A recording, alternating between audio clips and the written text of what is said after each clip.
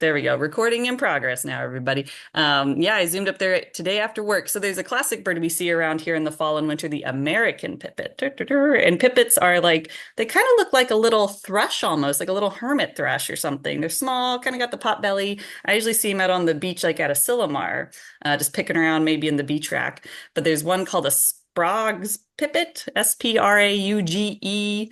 Apostrophe S. I think you say Sprogs. It's rare enough. I've never said this word out loud, so you guys get to all hear me try to say this word. And it showed up on Sunday. It just kind of landed in front of a local, very good birder, Steve Tucker, and he just was like everybody needs to come see this thing. So people are starting to go see it, and I went and saw it this afternoon, and it was just where so Salinas River National Wildlife Refuge, not out on the beach, but on kind of that grassy patch. There's a trail you walk out to the beach, and there's a grassy patch right before you get onto the first bit of sand. And it was just hanging out there, picking around in the grass. So amazing. If you want to go looking for it, it might just still be there tomorrow. Here's hoping. A lot of people are like, yeah, I need it to stay there so I can come and get it for my list. You know how birders can be. But anyways. Yes, I super think it's cool. pronounced Sprague, Amanda. Sprague's Pipit. All right. Good to know. Yeah, I'd never even looked at that bird, I don't think, in my Sibley guide until today. So they're rare enough that it was really a surprise. Um, all right, so I'll get started officially now, I think. We're recording, transcribing, and starting. So thank you everybody for coming tonight to learn a little bit about the Point Pinos Seawatch project, to learn about how you can contribute your time. And it's not just awesome and fun and contribute to the data collection. It's more, you're reaching out to this, there's a lot of people who walk the coastal recreation trail in the fall and winter.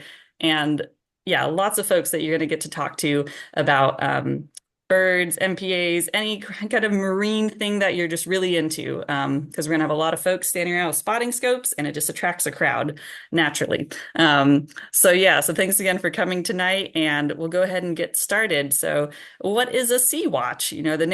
The name's somewhat descriptive. It's us looking out at sea, I suppose, but it's not just casually looking out at sea. We actually have a paid professional staff person who's there counting the species that are going past. So it's not just one specific species. We're counting everything.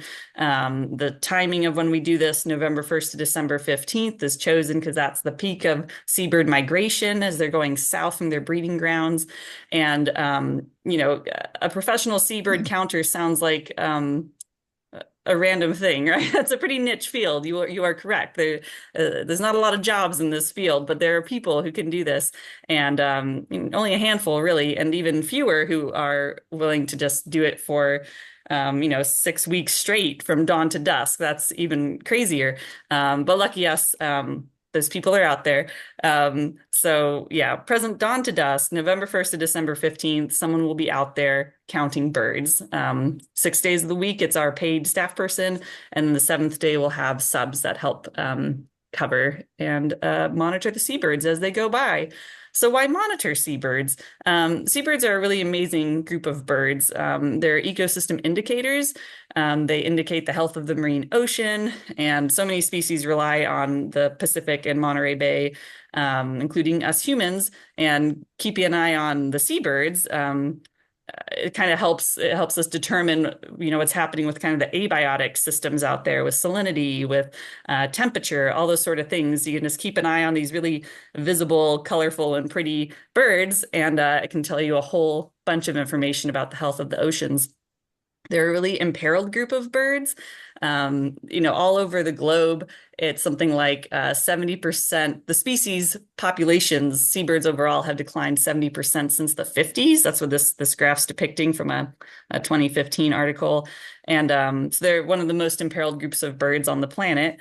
They're really kind of tricky to study because they're often, most of their lives are out on the ocean, so we don't see them that much except when they're on their breeding grounds, which is where they still face a lot of threats if, it's not overfishing out in the ocean or their prey base shifting around due to warming ocean temperatures.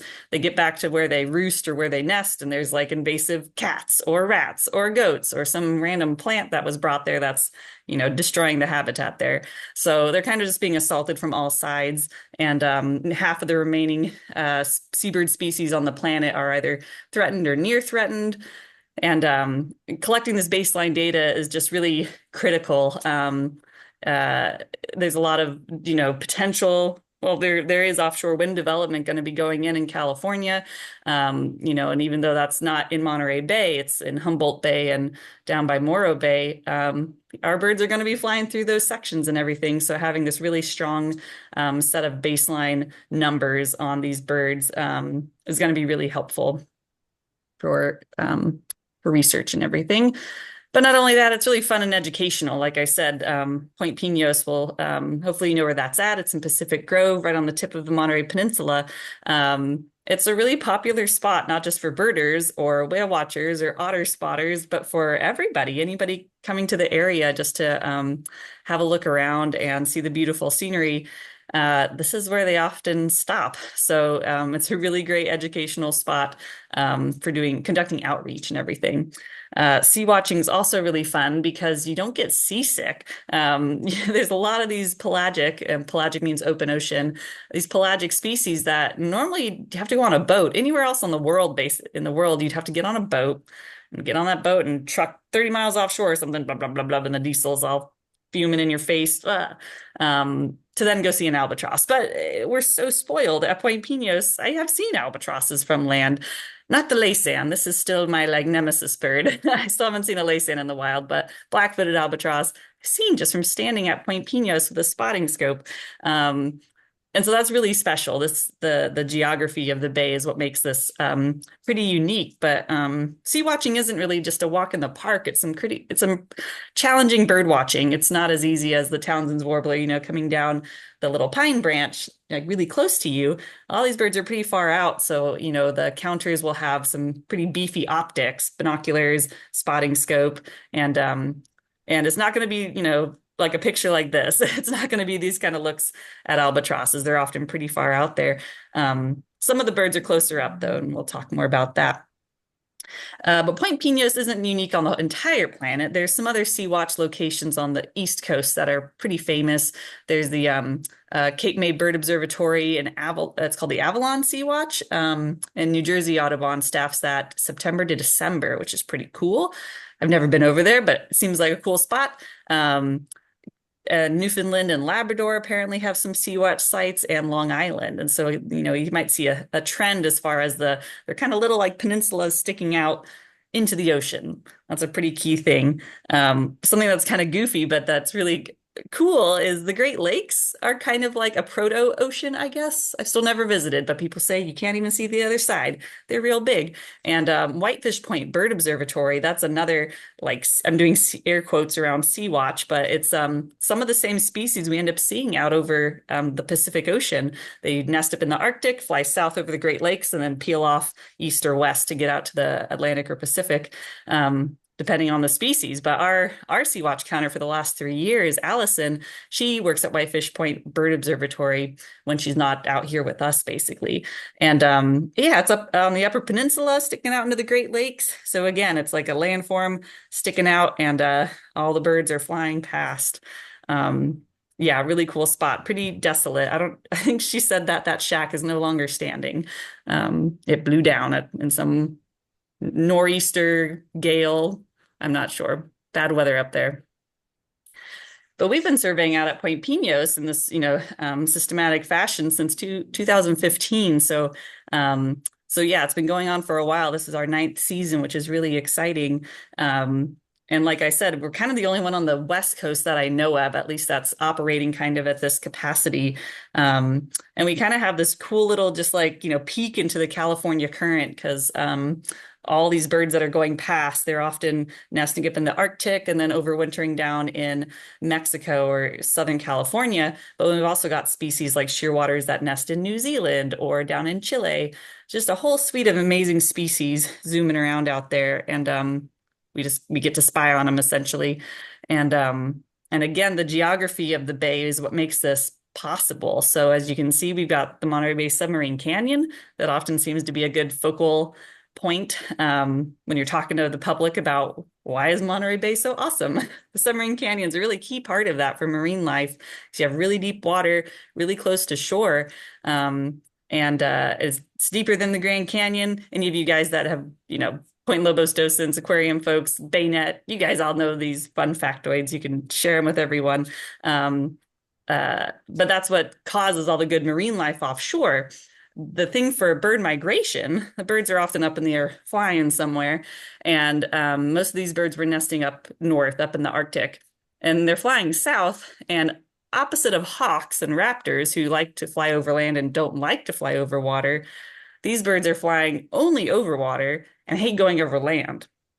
So that's really helpful for us. They're flying south, and as soon as they hit the little crook here in the crook of Monterey Bay, the south part right here, it's where they all kind of start to pile up, and then they're like, uh-oh, that's land in front of me, and I need to go south. And if I go, if I'm trying to go around the point, I'm kind of going northwest. That's opposite of where I want to go. So I end up hugging that point really tight to get around the corner and continue going south. So we kind of have this natural phenomenon of the topography of the bay, kind of catching up birds here in the crook and making them go really tight around Point Pinos so that they have to try to knock over the land and then keep going south.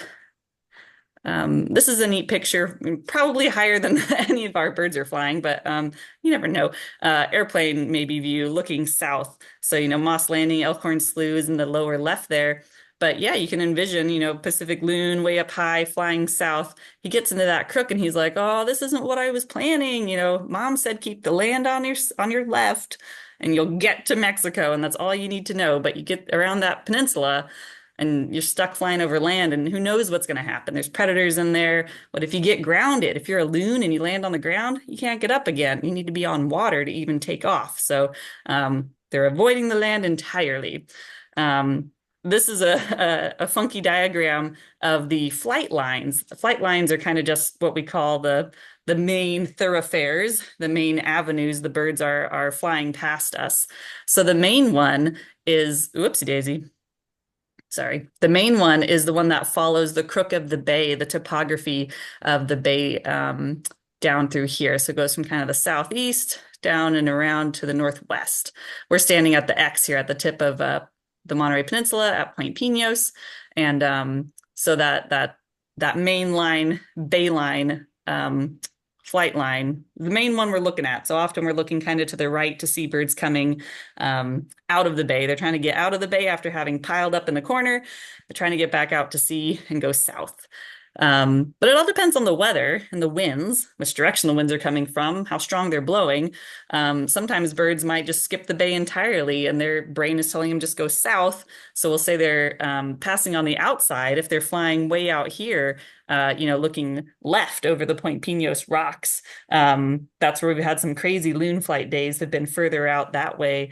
And so there's sometimes, depending on the winds, they might just go that way instead of coming in from the east, from your right side, if you're looking out to sea.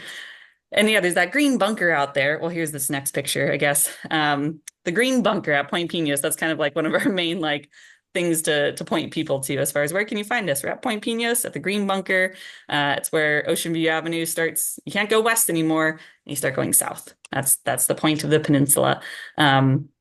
And yeah, so often we're all looking kind of northwest, and there's not a lot of features really to help distinguish what's out there. It's just the ocean, right? So what are these people seeing when they look through their spotting scopes? Here's an example. This I took with my cell phone just looking through the spotting scope, and that's the buoy that's offshore of Point Pinos, and that's a really key marker people talk about. Ooh, a really cool bird just zoomed by. I don't know if you saw that bird arcing up and over. Don't worry, I've got a second view of this. But yeah, so the buoy going up and down is a good key marker. Some of the offshore rocks have names. Any of you guys who are oyster catcher monitors know that we have these goofy names and like nicknames for all the different rocks around here, you know. So we've got some nicknames for the Point Pinos rocks.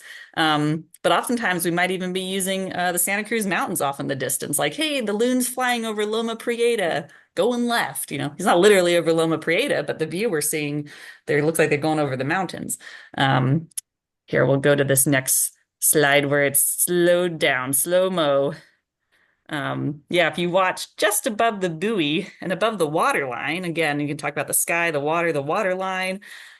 On good windy days, when that buoy's really going up and down, that's when you're going to get the proper, like, pelagic species, the tube noses. So that includes albatrosses, shearwaters, storm petrels. Whee, there he goes. That was a black-footed albatross. That was a crazy day. So they like high winds. High winds is how they get around and travel. They're perfectly made for soaring. They call it dynamic soaring, where they're riding those little wind waves that are, or the air waves, air currents that are going up over the water waves. And that's the best way that they have, most efficient way to travel. So when it's a really calm day and we're all cooking out there at Seawatch, oh, it's so hot and so, you know, the water will be nice and flat and we'll see stuff really well. But the procelariforms, the tube noses, they won't be out and flying. Here's another really good windy day from Point Pinos. And so again, more of those black specks that are looping up and kind of cresting and then flying off, those are sooty shearwaters.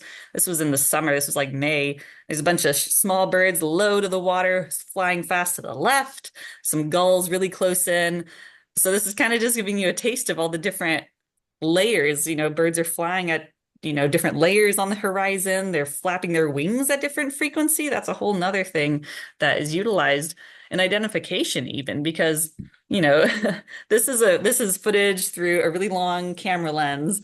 But even so, it's a lot of little specks and everything. So it's like I said, kind of unsatisfactory bird watching sometimes because it's just not going to be those beautiful, pristine views of the Townsend's warbler at the bird bath like we like. This is slowed down as well. So these are surf scoters. These are a type of marine duck that's one of our more common species that flies by. Surf scoters, one of our target species, because the start of November is the peak of their migration. This is slowed down a bit. They're quite fast actually when they fly. And they're usually kind of close in, like not quite right overhead. Sometimes, yes, but you can get pretty good views of the surf scoters, which is nice. And they're a pretty special marine duck. I don't know. That blew my mind when I moved here from out of state. I didn't think there were ducks that lived on the ocean, but what do you know? Birds have thought of everything. So real quick, we're going to go through some of our commonly seen species out at the Seawatch site. First off with loons. Loons are pretty near the front of most of our field guides. So if you ever are cracking open a field guide, they're usually organized taxonomically, like kind of the ones that's closer to the front are the more ancient species. The ones nearer the back are like a more recently evolved species. Loons are pretty classically at the front of the field guide, no matter which, no matter how old your field guide is. I think they've been well established as being near the front of the book. Not that that helps you with identification at all. But you'll find them in your field guide easier, I guess.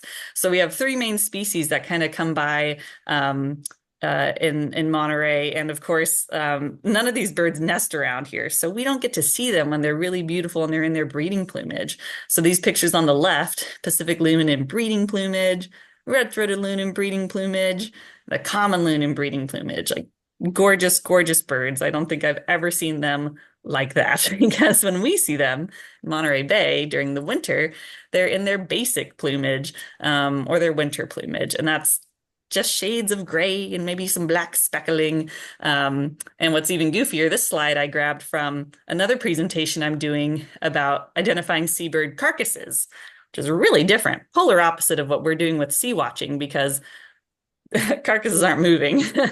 The birds that are flying past are moving and they're moving fast. So often this is more like what we see. This is a common loon in flight going over Point Pinos. So yeah, gray on the back, white on the belly, big chunky beak, and really long legs and feet. Well, long feet more than anything. Their feet are really big, sticking out the back. So common loon flying by, classic sight. Pacific loon, this is one of our other target species. They're a little bit smaller than the common loon. Common loons are really big birds. I'm telling you, their feet are like as big as my hand. They're massive. And then red-throated loons, they're kind of the slimmer ones, a lot of white on the face. And weirdly, you wouldn't think that the way a bird orients itself, like holds its head, is something that's like conserved across the entire species and just be like, oh, he's just scratching or he's just looking up. But red-throated loons are known for holding their bill tipped up a little bit. And they do. That's totally true. So even when they're flying, their bill's kind of poked up a little bit. They also kind of they'll look up as they're flying a little bit and then they'll put their head back down. Anyways, red-throated loons, they're flying by two. Here's our scoters again. I don't know if anybody, I've tried looking it up multiple times, the etymology of the word scoter. It's unclear. Some people think that it's like they meant to say scooter, but then they just dropped the O and not sure. So if any of you are linguists out there, feel free to dive into that because I have yet to find a satisfactory answer. But scoters, that's how it's spelled. There's three species, kind of like the loons. They always seem to come in threes around here. Surf scoter, white-winged scoter, and black scoter. Surf scoter is definitely the most common. We see them all the time. Even in the fall before they kind of start migrating through, they're just hanging out in Monterey Bay. They're diving ducks. So you'll see them diving right in the surf zone, hence the name. And they're eating those sand crabs that are down in the wet sand, the same ones that like the sanderlings are eating when the waves recede. Sanderlings run down and probe in the sand for the little sand crabs. Then the waves come in, and the surf scoters dive for the sand crabs. So sand crabs aren't going to catch a break. There's like millions of them on the beach. They're fine. So surf scoters are main guy. White-winged scoters like pretty rare, but black scoters like the really rare ones. So there's these three species of scoters that go by. We do see them in some winter plumage, and then also female birds won't be as colorful as these males in this left column here. And like I said, they're often flying by in a flock, usually 12 or more in a group. Actually, this one, I think this bird, this is somebody different. That's what's kind of funny. You go back through pictures of flocks, and there's going to be somebody who's sticking out who's not the same as everybody else. The other day, there was a green-winged teal that flew by in a flock of scoters out there at Point Pinos. So there's often a sneaky little bird, another duck usually, hiding in the flock. But you'll notice that some of these ducks are more brown. They're not like a velvety black. They're just browner, and that's just ducks, right? Duck natural history, the females are more brown, the males are the colorful ones. So those are female surf scoters in this flock. This is a flock though that's got a single black scoter in the mix. So the male surf scoters have that white on their forehead and on the back of their neck, and then their beak has got red and orange and white. Black scoter, he's all black except for that little orange knob on the end of his beak. So he sticks out pretty good in this group right there. That's a black scoter sneaking around in the group. Here's a closer view of one right in the middle there, with all these male surf scoters around him, and then the one black scoter in the middle. So sometimes you'll see those guys in there. So those are maybe the more coastal, more common species that we see, but on those really windy days, these are the guys we always are looking for. So the tube noses, that's what this group of birds is called. The albatrosses are in this group, shearwaters, storm petrels, fulmars. They're great. They like really high wind days because that's how they get around. I mean, look at this wingspan. He's got to be like 12 feet, 12-foot wingspan, something like that. It's nuts. No, not 12 feet. Is that right? 7.5. Thank you. I was gonna say that's the wandering albatross. That's the southern hemisphere albatross, the big one, the real big one. We don't get them up in the northern hemisphere, but black-footed albatross, 7.5. Thank you, Jan. But that's still massive. I mean, that's a really big bird, and they're out there cruising around looking for krill and squid and fish. This is the tiny version of an albatross. This is a fork-tailed storm petrel, and they're like the size of maybe like a purple martin. Like you can hold them in your hand, but they're just still little miniature albatrosses, basically. There's a couple storm petrel species, real small. And yeah, if you can envision, it's a windy day. lots of high waves, and then a little bird the size of a martin or a swallow kind of darting around out there. They're pretty hard to get your eyes on, but people see them out there. Jaegers are pretty awesome. They're kind of like a seagull that just like went rogue and they're like just extra or tough and cool. Jaeger means hunter in German, but it feels like a misnomer because they're not really hunting the prey. They're hunting the birds that caught the prey. They're hunting or chasing terns or gulls, and they chase them until they harass them so much the other bird pukes up his fish, and then the Jaeger gets to eat it. So, it's a living. Down low on the water, this is a flock of common murres, and common murres are one of my favorite birds. They're kind of like a goofy, a penguin that can fly, so a little bit cooler than a penguin. But don't tell the penguins I said that because I love them too. But because they're a diving species, they're really heavy bodied. So when they fly by, they're flapping really rapidly. They're flapping really hard. They're kind of shaped like a football, and they're black and white, penguin-esque, I would say. They're usually pretty low to the water, so that's a good view of common murres going by. This is what they look like up close. Very, very lovely bird. Ooh, it's again, I'm teaching a class about dead birds here soon, and you see a lot of common murres on the beaches. They're really common offshore, and they're often one of the main species that you see wash up in the winter, usually either oiled, entanglement, or starvation are kind of the things that get these seabirds out there. Every once in a while, we get tufted puffin going by, which is pretty cool. Again, it's kind of like the loons. We're seeing them in their basic plumage, their non-breeding plumage, so he doesn't have the crazy cool blonde tufts going on and the white face, a little more bland. But, everyone's just trying to get by in the winter months. No need to be fancy. A crazy thing, and I think we see them every year, like pretty much guaranteed, is a booby species of some kind. This was a picture, a blurry one I took through binoculars, I think at Point Pinos. So masked booby, brown booby, that and red-footed booby, these two I think are red-footed and brown booby, sorry, are becoming really common. Like it's like, I don't think they've gone to infrequent yet on eBird for their like classification, but man, it just seems like they're always around nowadays. Climate change, maybe, warming ocean, quite possibly. Um, and then also, of course, we'll have some other of our coastal affiliated birds, our shore birds. So whimbrels, anybody who hangs out on the rocky coastline, on the rocky intertidal zone will come zipping by. Whimbrels, sometimes godwits will be high up going past. Our lovely bloys, they're always, serenading us with their their shrill calls. There's a good four pairs out at Point Pinos, and then in the winter, everybody's just kind of moving around and causing mischief. We'll say that for those boys. Another cool waterfowl species that comes by will sometimes be these big flocks of sometimes Canada geese with a cackling goose mixed in, or a big flock of cackling geese with greater white-fronted geese mixed in. And they're often pretty high up. They're really going somewhere far, long distance. And so, yeah, this is a big flock of cackling geese that was going past. And greater white-fronted geese, there's some right in the middle here. I'm not sure if you hope you can see my cursor because I'm circling them here. They've got like white tail feathers, orange feet. Those stick out pretty good. And they don't have the black head and neck of the Canada goose. They're pretty cute. There's usually a couple of those on the golf course over there across, behind us by the bathrooms. And then, of course, our gulls will have numerous gull species out there. Heermann's gulls are here in big numbers in the winter. Western gulls would always be there to keep us company, and other fun rare gulls in the mix as well. So always good to keep an eye on them and attempt to learn your gulls in the wintertime.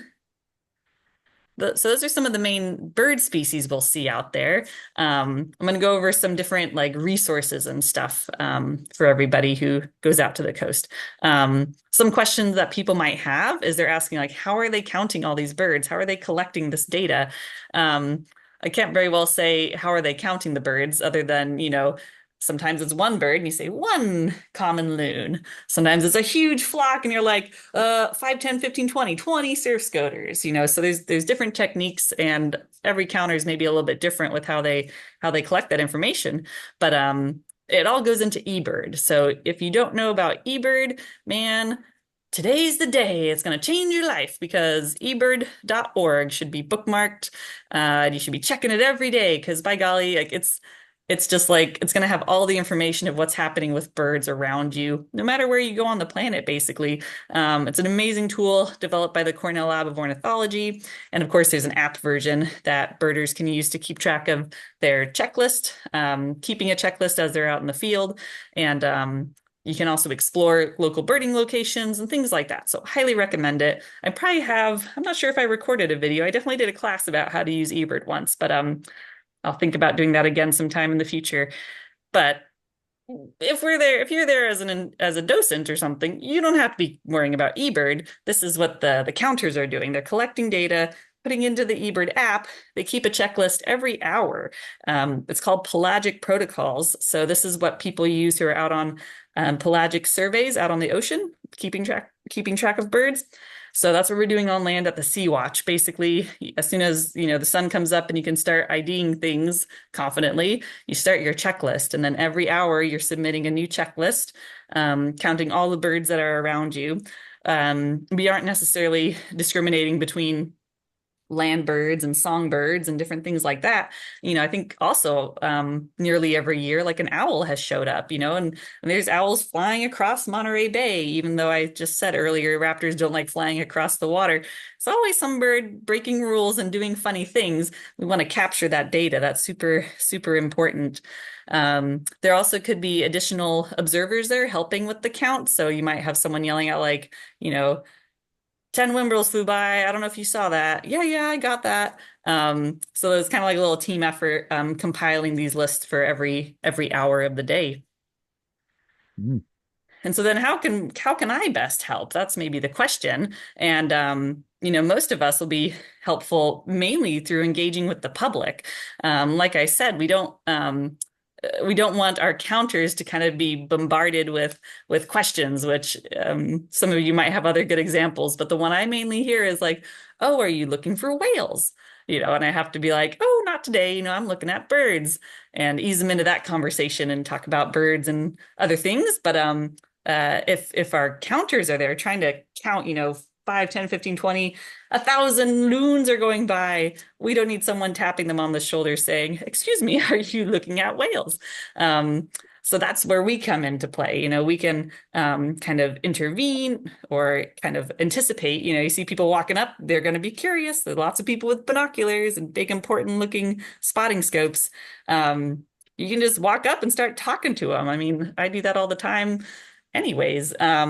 But yeah, most of you have experience as docents or interpreters or guides. You know what to do. And like I said, it doesn't have to be all about birds or the content you learned here tonight about seabirds. You could talk about marine protected areas or the National Marine Sanctuary or geology. I don't mind. You can talk about geology, birds, shorebirds, bloys, any of your other favorite sea life that you like out there, wildlife disturbance.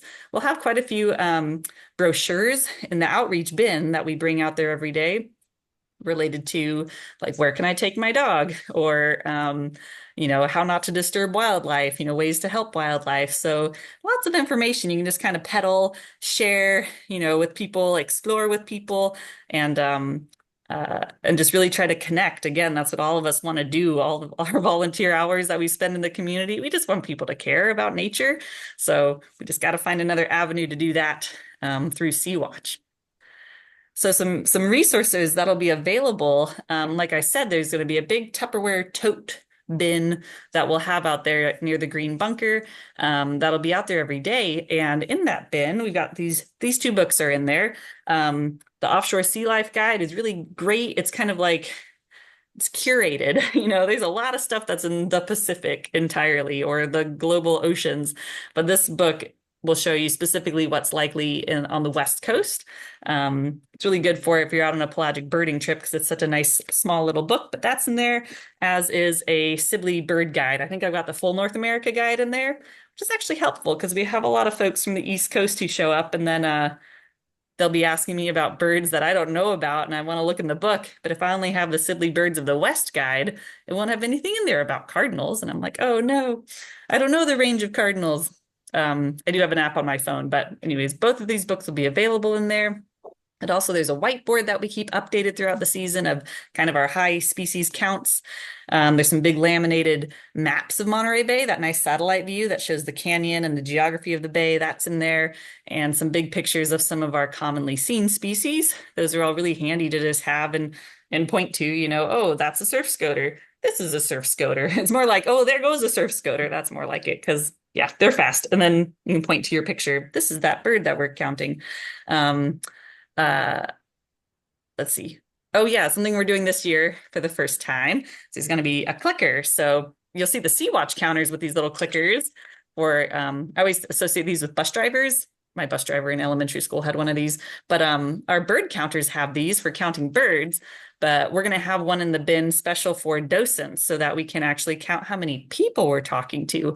We did an estimate last year, kind of retroactively, and we all had to try to remember how many people we talked to. But better to just keep track as we go, because that'll be helpful by the end of the year to see how many people we were talking to. So that's really exciting. Again, I talked about eBird already, ebird.org.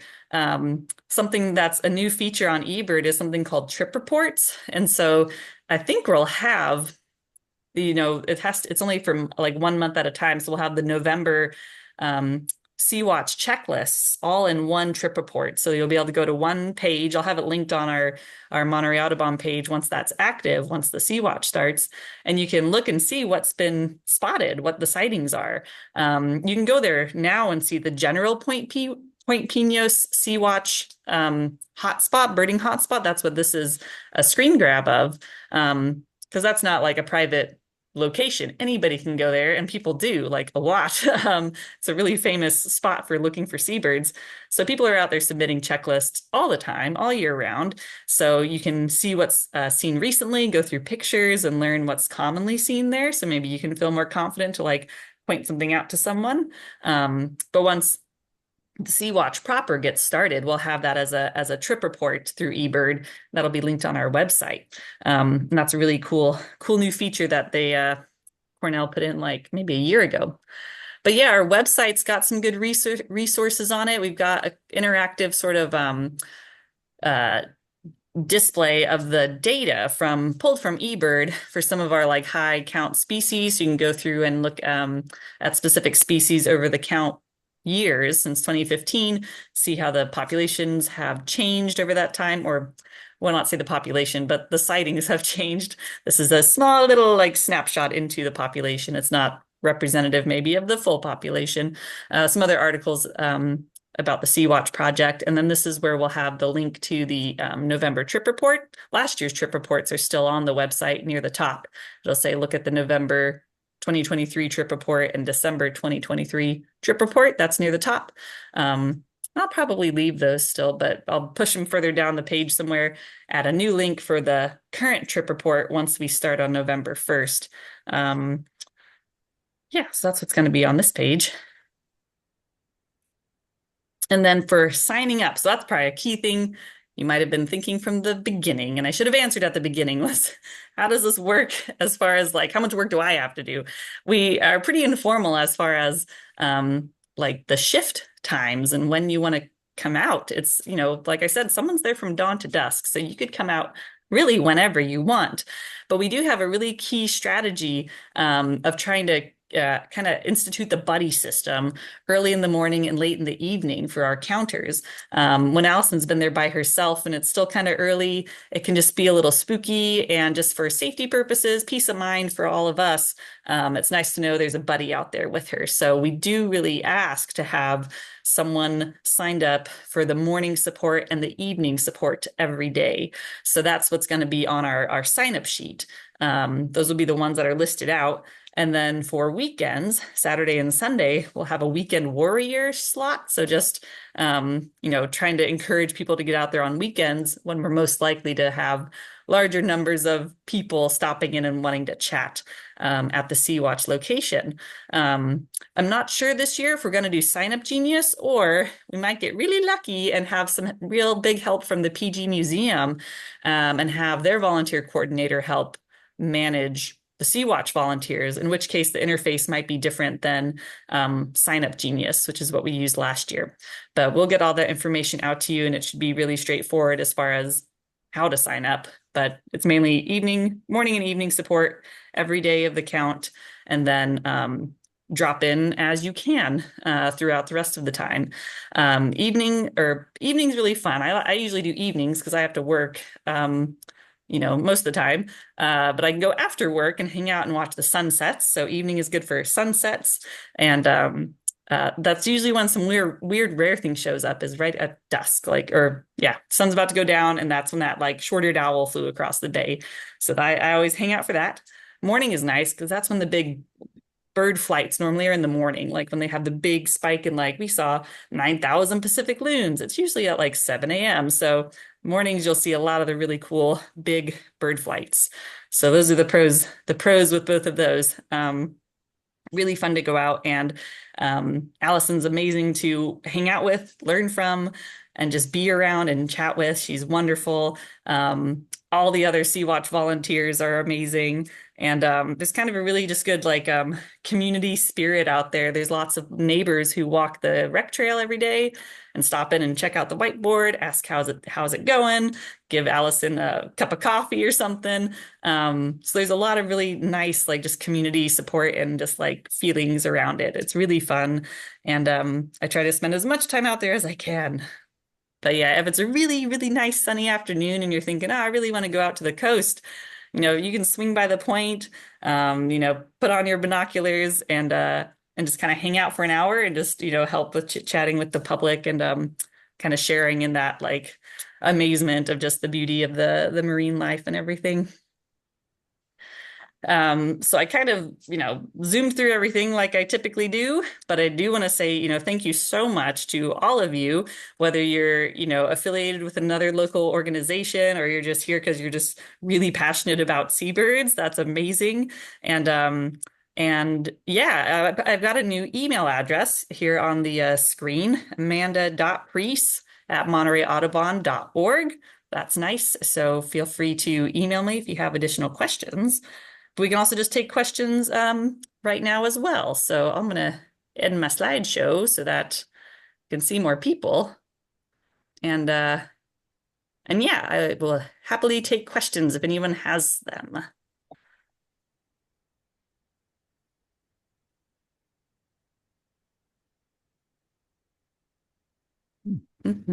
Still trying to find. I have a question. Yeah. Amanda, are those books available for sale when we're there, or are they just samples to use? Yeah, there's the 2 copies in there are just to utilize when you're talking to the public. You can buy them online. I know this is from you can probably find everything on Amazon, but Princeton University Press does this offshore sea life ID guide, is what this one's called. And it's really inexpensive. It's it's $14. It's a good one. I know we should sell stuff out there, but it always gets tricky because how much stuff do we want to have to carry around every day and make the volunteers carry around? And then the Sibley guide, this is the big North America one. Like I said, I typically carry the West Coast Sibley guide, but I think you can get this at Bookworks. If you're in PG, Bookworks I think has this, or River House Books, or there's a really cool bookshop in Salinas too, downtown. So try to support your local bookstores if you can. But yeah, it'll just be copies that stay in the bin for the season. Oh, I forgot to mention, I brought these out. We'll also have these cool vests. There's one that says, it's backwards, I guess, for you guys, Wildlife Monitor. Allison wears one of these. So if you want to look really professional and have people ask you a lot of questions, you could put this on.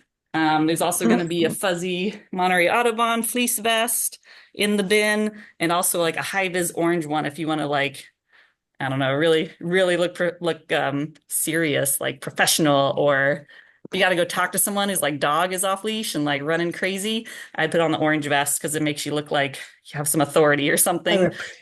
So you can choose your costume every time you come out, I suppose, and see Hey, what you're Amanda, feeling like. Can I add please. to that? Yeah, So yes, please. if anyone's a docent, like with Point Lobos or the Marine Sanctuary with Bayonet, the museum, feel free to wear your uniform that you wear for them. that's totally fine too, because it just makes you look a little more official. And yeah, and Amanda, can you comment on how long the shifts are, like what to expect, like the morning and the evening shift, how many hours? Yeah. So on the Sign Up Genius page, when you would sign up for like a morning shift, we would ask for people to stay like an hour or two. But there's a section where you could write in how long you were planning on staying. But it was basically kind of like to get out of like the spooky time of day. So it's not when there's more people active and the neighbors are all moving around and the joggers are going past. It doesn't feel as spooky. But that first like hour of the day, the hour before sunset, we just want to ensure there's someone out there and Allison's not standing there alone. So yeah, at least an hour, two is ideal, but you can also stay as long as you want. And if you're just swinging by in the middle of the day and it's not during the evening or morning support shift times, you can just stop in for half an hour and look at the whiteboard and say hi and head out. What So time does quite Allison flexible. start? Do you know? She usually gets there like 30 minutes before sunrise. So Okay. that shifts almost every day. That's what's tricky. I can't do a schedule where it's like you start, I guess I could. I just have to make a different one for each day. That's Yeah, okay. so basically like the sunset time or sunrise time and then add 30 minutes to that. Yeah. And Amanda, if you can't make a shift, would you comment on how, and I don't think we had anyone who didn't show up last year. I think, well, yeah, we didn't have any shifts that were uncovered. I remember Mary texted me once. I think Mary Kenny was like, oh, something came up. I'm not able to do my shift. And we were able to get someone else out there. That's why having everyone's email is really handy. And also like our board members and some of our other kind of more core, like Sea-Watching, like the subs, the people who cover on Allison's day off, like we'll try to get people out there. Yeah. So if you sign up, but then you're like, oh no, something came up, you can probably just email me, the amanda.priest@montereyaudubon.org or any link on our website. We have like a general info email, that would get to us. So yeah, we'll make sure we have coverage out there. But yeah, let us know if you can't make it, because then we can, find someone to cover. Yeah. Hey, Amanda, this is Karen Judkins. Hey there. Great presentation as Oh, thank you. always. Oh, Yeah, thanks. I mean, you're just always a hoot to listen to. Couple questions. Mhm. So usually for the Audubon events, you've got some loaner binoculars. Will those be Oh, in the mhm. tote, or are we not doing that? And reassure me once again that even the chronically slow at learning birds still have value, because I can at least keep them from distracting they who know Yes. stuff. I Oh, like birds. I just 100%. don't learn this stuff. No, it's totally fine. I know. I just like throw all this out here and I say these birds are practically impossible to ID. And then I'm like, have fun, go out there. And you're like, no, no, you don't have, none of us are responsible unless unless it's one of you is like secretly really good at sea watching and you never told us. No, then you should help us. But otherwise, you don't have to talk to people about the specific birds or ID the specific birds. A lot of times it ends up being, someone says, are you looking at whales? I say, no, we're not. We're counting seabirds. Well, what have you been seeing? And then you can look at the whiteboard and say, oh, so it looks like we're up to, wow, 2,500 common murres. A common murre. Let me show you a picture of what that bird looks like. So we'll have those already laminated and they're ready to go. And you're like, yeah, does this look like anybody to you? And they're like, oh, it looks like a penguin. Yeah, we practically have penguins in the Northern Hemisphere. They're a different family, but fill the same niche. You just roll with it. And again, if you're just like, common murre looks like a penguin. I love penguins. I love the aquarium. The aquarium is open. You should go visit. You can totally just, roll it however you need to. It's like improv class, just I again, like just that. being, yeah, just being encouraging and nice. And you can say, oh, where are you visiting from? Or where are you headed to? Or are you looking for anything in particular on your walk today? Sometimes people are like, oh, I just want a bench to sit down at, or I'm looking for, there's supposed to be a gazebo around here somewhere. I don't know. I just, yeah, chit chat with them and stuff. Binocular wise, I was thinking that too this year. So we do have binoculars to lend out from Monterey Audubon, and we could probably lend it out like for the Sea-Watch season, basically, I would think. Or just try to figure out how to coordinate to get them to you maybe. But but yes, let me know if you want binoculars to borrow or even a spotting scope. We have a couple spotting scopes, and the PG Museum has some also to borrow. Yeah. So if you want to use either of those Yeah. pieces of equipment, let me know and I'll get stuff to you because we Okay. have the tools. Yeah, actually, I was more Yeah. thinking about sometimes you've done more public outreach. I think that between Steve and I, we can come up with some decent scope Gotcha. binoculars here, but more Mhm. like the interested person who says, "Oh," and they want to see, will we have Yeah. any in the tote that we can share with somebody? Yeah, Who's, no, actually, I think I've had like little kids binoculars in there sometimes, yeah, the like ones that I'm okay getting like banged around and stuff. But yeah, if any of you like classic kind of what does he call himself? Craig Noakes says he's a serial volunteer or he like volunteers everywhere and he'll show up, pop up in the trunk of his car, put down a scope and he'll be like, "You there? Do you want to see a sea otter?" And so if any of you have scopes or binoculars that you're willing to let someone look through, it doesn't have to be, some, peanut butter covered little child. You can draw the line, but that you're willing to share. I do that all the time. I set up my scope usually just on the buoy. And I'll just say, "Oh, have a look in there, see what's out there." And you just watch for a bit and something will fly by and you'll be like, "I didn't see what you saw, but there's all these cool birds out there." So yeah, it's good to have things to share with people, again, like the book, or it's nice to have kind of an object to like share or hand off. People can point or handle the binoculars. Yeah, you're right. It would be good to have that in the bin as like a permanent fixture. But that bin gets kind of grimy, kind of beat up. I'd be worried about the binoculars in there. But yeah, if anybody wants any equipment, let me know because I think we have stuff we can blend out for probably the whole duration of the season. If you want to just have it with you, I think that'd be fine. It's a good idea. Is there an age limitation by any chance? Is there a what? Sorry, I didn't hear. An age limitation? Oh, yes. Hello. I'm sorry I didn't write back to you sooner. As long as your mom comes with you, I think it's all good. Okay, good. Yeah, that's right. It's good to see you. You too. Any other questions? Any other questions out there? when do you think you're going to have your sign up sheets live? I know you're trying to work out which way you're going to do it, what you expect. Hopefully like by next week. Yeah, I say we, me and Shannon, who wanted to be here tonight. Shannon Connor's our new executive director, and I hope you all get to meet her. She'll be out at the Seawatch a lot as well. She's been talking with Natalie at the museum to try to figure out the volunteer sign up thing. So I bet we'll have it up at least by, start of next week, I hope. I was trying to get it done before tonight, didn't quite make it. Then I was like, "Ooh, I hope I can get it done before the next little Sanderling goes out." See if we make that. That's next Monday. But yeah, you guys will know. You'll be the first to know with your emails on there. So again, emails in the chat, please, if you can. And yeah, we'll send you updates on anything that's happening when we need shifts covered, when the schedule gets posted, I guess. And yeah. It's really, yeah, it's super fun. I'm really excited. Do be prepared for cold weather, even though you think it might be sunny looking like I'm not that far from the ocean. Oh, it's such a beautiful sunny day. And then you get down there and it is always cold. It's always way colder than you anticipate. So wear lots of layers. If it's like a misty, foggy morning, you might even need like a rain jacket on top of things. So if it's properly downpouring, Allison will still be out there, but she might be sitting in her car, in which case you could sit in your car too until the rain breaks, which is often when I like birding in between breaks in the rain. That's when you see a lot of good birds. So I don't think I've ever seen Allison sit in her car. no, I She's think there was amazing. one Everybody day else I sits saw in her their in cars and there. Allison's still out there. She's Yeah, incredible.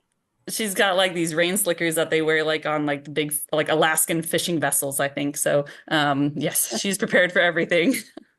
Can you park right there near? Yeah, that's what's nice about Point Pinos. You can pull up in like kind of parallel park right next to that green cement thing and the bench. And you can even see watch from your car. I've got a little attachment for my scope that goes on the window. It's weird though, because then that's on the passenger side. So your passenger, I get out and move to the other side, can sit and look out, the passenger side of the car looking out of the ocean. Yeah, very doable. Good thinking. And it's not an obligation at all, but occasionally if you ever like bring an extra cup of coffee or an extra treat, Allison loves it because she really doesn't take a break. She takes a break to go up to the restrooms and that's it. Yeah. She usually brings her own lunch, but we'll often try to bring her little treats and she's so grateful. And it's really nice, especially when I brought her soup a couple of times when it's just been so snotty out there. Yeah. And she'll always give you your thermos back if you give her the thermos. Yeah, Yeah. nice. Or Tupperware. And yeah, I Yeah. don't think she doesn't have any dietary restrictions. So anything that's like your favorite family recipe, I'm sure she'd love to try it. But it's not an obligation at all. That But too, she's yes. ever so grateful. Yeah.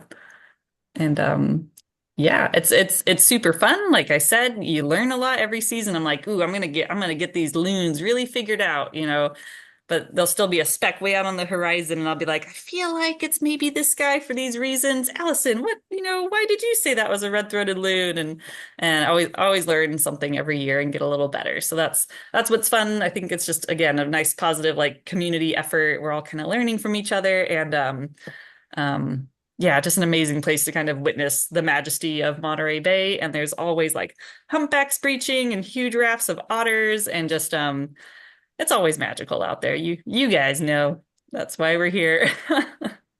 So, Hey, Amanda, will you comment on if the press shows up? Because they invariably oh, show up. yeah. That's a good point. I hadn't thought of that. What might be good, and that's something I'll add maybe to the upcoming email. I'll make a note that you should either call, like either calling is usually the best thing I would think, either Shannon or me or Blake, maybe. Like just if they want some kind of PR thing, it'd be good to have that. Not like this is some kind of like high level incident or something. You guys could just be like, I'm a volunteer and it's so fun and here's what I've learned and that's Allison. That's all accurate information for sure.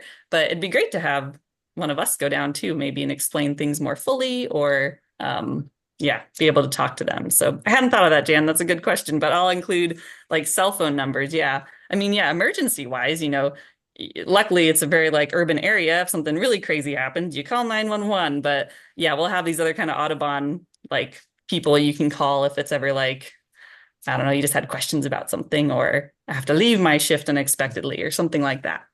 I'll add those in there. Good thinking. Amanda, this is Charles. You mentioned that I'm a docent at Point Lobos. Mhm. You mentioned it's okay to wear my Point Lobos vest. Is that something I don't know if that's okay or not with them into the state park. Oh, okay with Yes. them. Yeah. I think we've had a couple Point Lobos docents wear their jackets and vests out at the point before, but you're right, I haven't specifically asked like Melissa Gobel, like, can people wear those not at Point Lobos? Well, That's a good I'll point. ask Melissa when I see her. Okay. Okay, thanks. Yeah. That'd be good. Don't want to break the rules. No, you're right. You're All right. right. That's Yeah. smart. Yeah, But yeah, but Baynet kind of has. would be nice to just be able to do that. Yeah, because then Yeah, you say yeah. you have a Well, little more authority to people. exactly. The authority that a uniform Yeah. gives you is really nice. Yeah. Yeah. Um, Okay. and yeah, the Baynet volunteers, those of you who volunteer for the National Marine Sanctuary, as Baynet volunteers, they have a big advantage in that they can go anywhere that is the National Marine Sanctuary, which is like, Marin all the way down to Cambria. So they can go anywhere they want. And then, yeah, I think we usually have a lot of oyster catcher folks will be looped in as well. They might wear their Bloy vests out there, and there's certainly oyster catchers there, so that counts, I think. But yes, good thinking asking Melissa about docents, Point Lobos docents. They That probably might be a like the specific thing. advertisement anyway. Yeah. I know. So I feel Yeah. like it's a win-win, but you kind of never Yeah. know with state You never parks. know. Yeah, that's right. Yeah. Yeah. Yeah. Okay. Thanks. I got to go. Thanks a lot. Yeah. No, Wonderful. thanks, Charles. Thanks Okay. for I'll have zooming in. I'll have my bird. Oops, sorry. Oh Sorry, yeah, what? birdability. I'll Yeah. wear my birdability shirt for sure. Nice. Yep. Any of your favorite bird swag, bird hats, bird jackets, favorite field guide, whatever you want to bring that just is something that you like to share with people to talk more about birds is certainly encouraged. Mhm. Very good. Okay. Bye. Yeah. Yep. Bye. We'll also have some brochures from Monterey Audubon in the Yes. in the bin? Because a lot Yeah. of people ask, who sponsors this? Who pays for it? What's Monterey Audubon? How can I Mhm. support it? Yeah. Wow. Yeah. And that's something I did last year on the inside of the Tupperware bin. We bungee it to the back of the bench there, and there's a QR code that goes to our webpage to the donate page. And I've always been really bad about like asking or reminding or requesting that people, send some bucks our way. But yeah, a lot of people are really like, this is amazing. Like, how can I help? And if you're not volunteering, heck, throw some pennies our way. We'll take it. So that'll be on the inside of that Tupperware bin. And then, yeah, there's brochures in there as well, in the Monterey Audubon specific brochures in the outreach bin. Oh, yeah. And I also, I don't remember if I actually told anybody about this.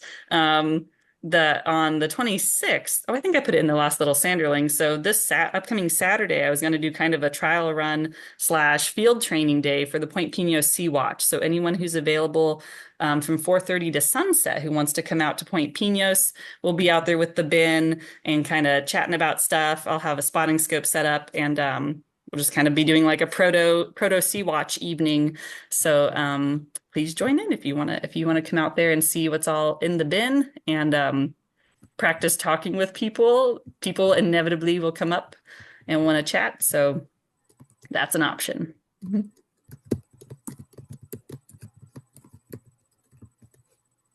Amanda, that's the 26th on Saturday. Yes, Saturday, October 26th, 4:30 to sunset.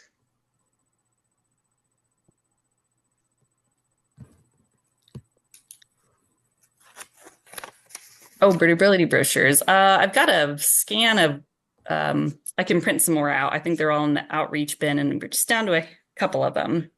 So yeah, be good to bring those. All right. Any other questions? Anybody? Well, thanks so much for zooming in. I'm gonna save this training, and it'll be posted on our YouTube channel. So if I said anything actually like amazing and helpful, you can go back and rewatch it. And the one from last year's on there too, which maybe was a little bit better. Who knows? I did that one too. I'm not like dissing on anybody, just myself. So that's all on our YouTube channel. So I'll either email you guys and say, hey, it's up online, or it'll be in the next little Sanderling, or post it on our website. So it'll get out there. Yeah. But let me see if I can stop recording.